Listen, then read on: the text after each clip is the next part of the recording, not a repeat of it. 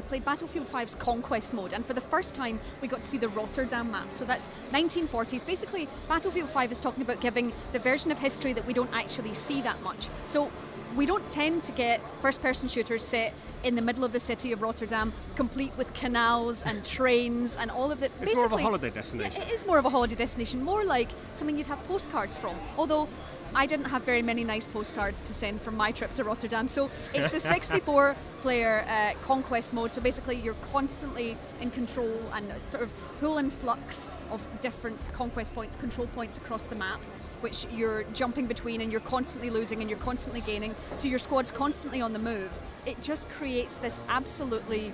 I had these wonderful sort of Saving Private Ryan moments in these tiny city streets, because you go from alleyways to inside houses to big open streets where obviously you don't want to be, because inevitably you end up shot down. And even the bleeding out mechanic for Battlefield 5 is intense. You can ask for help, or you can just opt to bleed out. And I will say that it feels, when you do ask for help and you think there's no one coming, and then someone arrives and fixes you up and drags you back up, and that's you back in the game, there's this absolute sense of real thrill in that, because it's never easy. There's never a given, because at one point we had all the control points, and then at one point we had absolutely none of them. So your squad's constantly moving. There's obviously the gunplay is exactly as you'd expect. I was going to say, like, in terms of feel, how does this feel as a shooter compared to others? Well, I think very much along the sense of sort of Battlefield 1, you have these very authentic weaponry, but it doesn't feel unfair in any way, because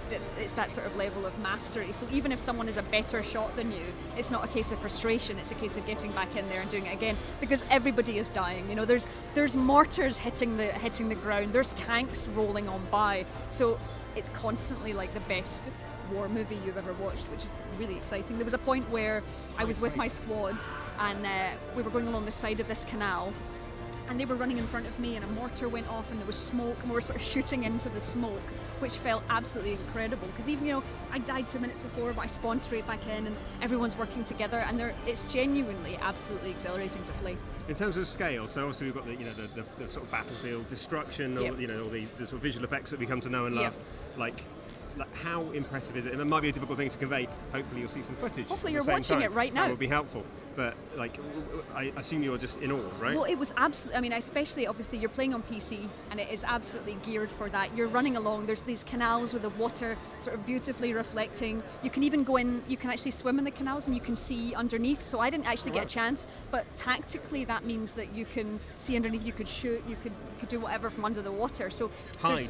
Hide, yes. Or camp, the really unfair things. But there's definitely the traversal has really been improved. There's a lot of leaping up onto things, rolling and doing things, jumping, diving, because these are huge spaces.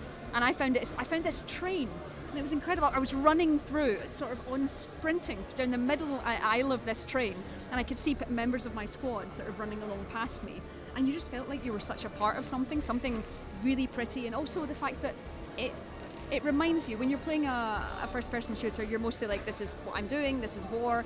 What Rotterdam does is, this is not meant to be a place of war. This is a place where there's beautiful trees and there's birds taking off into the sky. This is a place people where used to live here. This is a place where people live, and I think the authenticity of that isn't lost when suddenly, sure, that the houses might not have anything in them, there's not, but you certainly feel a sense of absolute place. And I think as well, because although it's 64 players, you can be in bits of the map that are completely deserted. Like they are empty. It is just you. And there's something about those moments where you're trying to find your squad, or you're trying to get back to where the action is, and you can hear the sound, you can hear the bombs in the horizon, you can hear everything happening, and it absolutely brings this sense of, I am here, this is incredible, this is cinematic, and it's just a genuinely, I didn't expect to be quite as excited by Battlefield as I was, but it was brilliant. Well, it sounds like you quite enjoyed it, which is good news. I did indeed. Awesome. So last question, as always, when is it out? It's out very soon. You can add it to your teetering pile of to play at Christmas. Battlefield 5 is out on October 11th. Fantastic. If you've got any questions or comments, please do pop them in the comments below. Give this video a like if you enjoyed it, and subscribe to Logitech G for more videos straight from Gamescom 2018.